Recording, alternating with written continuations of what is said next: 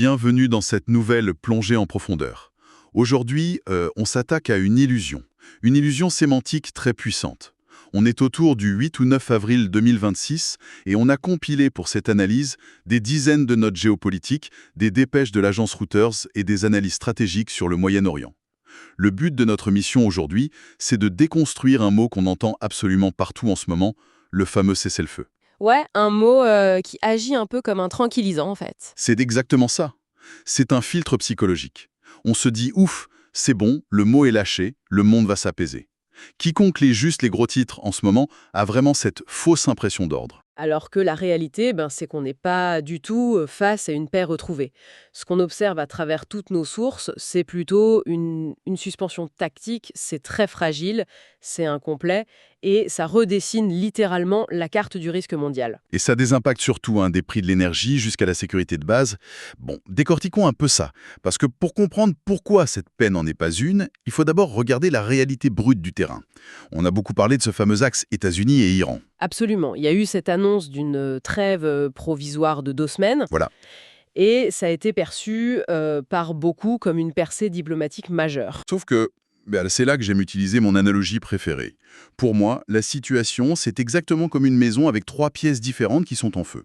Le chef des pompiers arrive, il jette une couverture inifugée sur le feu du salon, donc disons l'axe américano-iranien, et il dit « c'est bon, le problème est réglé ». Mais la cuisine et le toit brûlent encore. C'est une excellente image, parce que la trêve américano-iranienne ne gèle absolument pas les autres fronts. Prenez l'axe Israël et Hezbollah au Liban. Les données de Reuters sont claires là-dessus. Israël a poursuivi ses opérations sans relâche. On compte plus de 250 morts au Liban depuis le 8 avril. Se dire qu'on appelle ça une trêve? Parce que, pour Israël, ce théâtre-là, spécifique, n'est tout simplement pas couvert par l'accord de Washington. Ils maintiennent que ce sont 2 choses distinctes. Le conflit ne s'arrête pas, il se recompose. Un acteur va dire oui pour une pause à un endroit précis, mais non pour une pause juste à côté.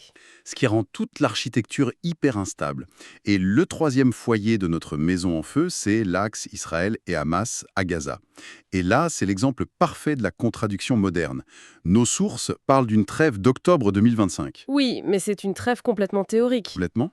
Enfin, les faits montrent que plus de 700 Palestiniens et 4 soldats israéliens ont été tués depuis l'entrée en vigueur de ce fameux texte. C'est le paradoxe total.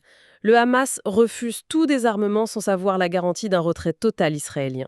Et de l'autre côté, j'imagine qu'Israël ne veut pas se retirer sans un désarmement. Exactement. Donc, ça tourne en rond.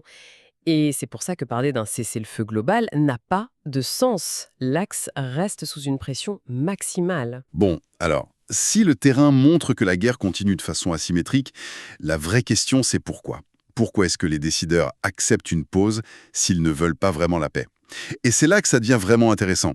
Quand on regarde les notes politiques, on a l'impression d'assister à un immense jeu de chaises musicales. Un jeu où le but n'est surtout pas d'arrêter la musique, mais d'être sûr de ne pas perdre sa place, oui. Exactement. Prenons Donald Trump, par exemple. D'après nos documents, il ne cherche pas une paix au sens humaniste du terme.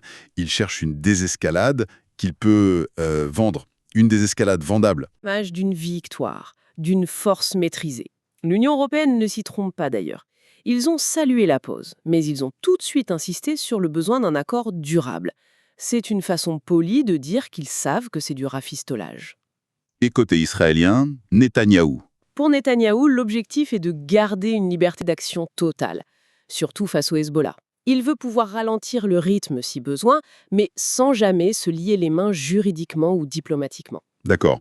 Mais alors, pour l'Iran, parce que ça m'intrigue, pourquoi Téhéran signe un truc de 2 semaines? Ce qui est fascinant ici, c'est le mécanisme universel du maintien des leviers. Pour l'Iran, il faut éviter à tout prix qu'une pause ressemble à une reddition. Ils doivent montrer qu'ils contrôlent la situation.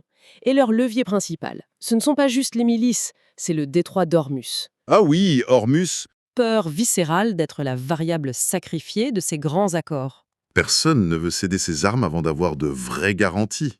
Tout le monde a une logique stratégique hyper rationnelle de son propre point de vue. Mais quand on met toutes ces logiques ensemble, elles sont tragiquement incompatibles avec une vraie paix. Et cet effet papillon d'Hormuz dont vous parlez, c'est là qu'on bascule dans la dimension économique? C'est pas spectaculaire comme des tirs de missiles à la télé, c'est juste un bras de mer. Oui, mais c'est 20% du pétrole mondial et du gaz naturel liquéfié. 20%, c'est énorme. Nos sources parlent de 187 tankers et de 172 millions de barils qui sont soit bloqués, soit fortement ralentis. L'armateur Hapag-Lloyd prévoit même qu'il faudra 6 à 8 semaines juste pour un retour à la normale. C'est un goulot d'étranglement massif? Mais alors, il y a un truc que je ne pige pas. Avec ce chaos logistique, comment se fait-il que les marchés financiers réagissent aussi bien? C'est le monde à l'envers. On a un communiqué de presse politique qui agit comme un défibrillateur sur l'économie mondiale. Les bourses rebondissent immédiatement. Le Stoxx 600 européen fait un bond de 3,7%, le DAX en Allemagne à plus 4,7%, le CAC 40 à 4,5%, le baril de Brent a même chuté sous les $100 avant de remonter légèrement. Pourquoi est-ce que les marchés font la fête alors qu'on vient de prouver que la paix n'existe pas sur le terrain? Si l'on relie cela à la situation d'ensemble, l'explication est assez cynique. Le marché ne célèbre pas la vraie paix. Il cesse juste de pricer, d'anticiper financièrement le pire absolu. Ah, donc on passe du risque d'explosion imminente à juste une instabilité gérable. Exactement. Le monde financier se réorganise de manière très opportuniste autour de l'instabilité. Tant qu'on n'est pas dans un blocage total et définitif, les affaires reprennent. On le voit avec la Chine, par exemple. Oui, les raffineurs chinois. Voilà, des acteurs comme CPC ou Glencore qui relancent tout de suite leurs achats de brut iranien dès que la pression retombe un tout petit peu. C'est dingue. Et il y a d'autres acteurs de l'ombre dans ce grand théâtre. Le dossier mentionne le Pakistan, qui a joué les médiateurs de dernière minute. La Chine, on l'a dit, qui veille sur ses approvisionnements énergétiques de très près. Mais il y a aussi la Russie. La Russie est purement opportuniste dans cette séquence. Ils profitent de la tension américaine sur le Moyen-Orient, hein. Totalement. Ils espèrent vraiment que Washington va se détourner du front ukrainien pour gérer cette crise. Et pendant ce temps-là, il ne faut pas oublier la Corée du Nord. Ah oui, eux, ils observent tout ça pour la question nucléaire, non? Ils observent l'importance vitale de la dissuasion. Quand ils voient comment l'Iran utilise ses propres leviers de nuisance pour forcer la diplomatie, Pyongyang prend des notes. C'est une grande leçon sur le rapport de force moderne pour eux. Bon, alors qu'est-ce que tout cela signifie, au fond? Maintenant qu'on a le tableau, on se dirige vers quoi? Les analyses prospectives de nos sources dessinent 4 grands scénarios de sortie de crise. Le premier scénario, et honnêtement c'est le plus probable selon les experts, c'est la pause prolongée avec un conflit fragmenté. C'est-à-dire qu'on garde le face-à-face États-Unis-Iran au ralenti, mais Gaza, le Liban et Hormuz restent des zones actives. C'est ça, on gèle une partie pour éviter l'embrasement mondial, mais on laisse les guerres locales suivre leur cours. Un statu quo assez sanglant en somme. Oui. Le deuxième scénario, c'est l'élargissement diplomatique. C'est ce que souhaite ardemment la France avec Macron, l'Union européenne, l'ONU. Aligner tous les intérêts contradictoires. Voilà. Mais au vu de ce qu'on vient de dire sur les leviers de chaque acteur, rien n'indique que ce soit faisable. C'est un vœu pieux pour le moment. Ça nous amène au troisième scénario, la rechute rapide. Et c'est un risque très réel. Il suffit d'une frappe de trop, un drone mal ajusté, une erreur de calcul tactique, et toute la logique militaire reprend immédiatement le dessus, balayant cette fragile trêve de 2 semaines. Et le quatrième scénario, le dossier l'appelle la gestion froide de l'instabilité. Et ça, pour résumer pour les gens qui nous écoutent, ça me fait penser à une métaphore. C'est comme une voiture garée dans une pente hyper raide. Mhm. On n'a pas du tout tiré le frein à main, ce qui serait la vraie paix. On a juste mis la voiture au point mort. Et on espère tous très fort qu'elle ne va pas glisser. Les bourses respirent, les politiciens sourient, mais concrètement, les populations continuent de vivre la guerre par vagues. Cela soulève une question vraiment cruciale. Est-ce que le monde moderne sait encore construire une vraie paix?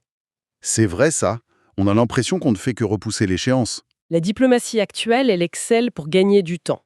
Elle sait geler une situation, elle sait différer une crise, mais elle peine dramatiquement à résoudre et à stabiliser plusieurs fronts simultanément, qu'ils soient militaires, économiques ou même symboliques.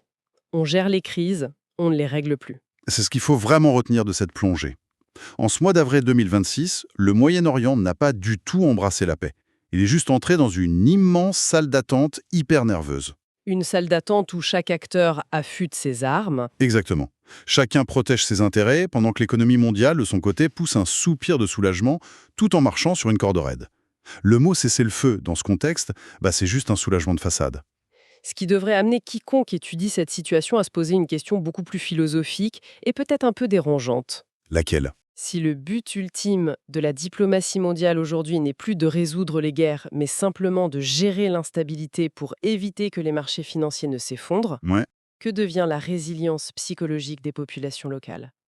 Sommes-nous collectivement en train d'accepter l'idée très cynique qu'une guerre de basse intensité permanente est devenue le nouveau modèle standard du XXIe siècle? C'est une pensée qui donne froid dans le dos, mais qui conclut parfaitement notre analyse des documents d'aujourd'hui. Merci à tous de nous avoir accompagnés dans cette réflexion et à la prochaine pour un nouveau décryptage. Réalisé avec Notebook LM.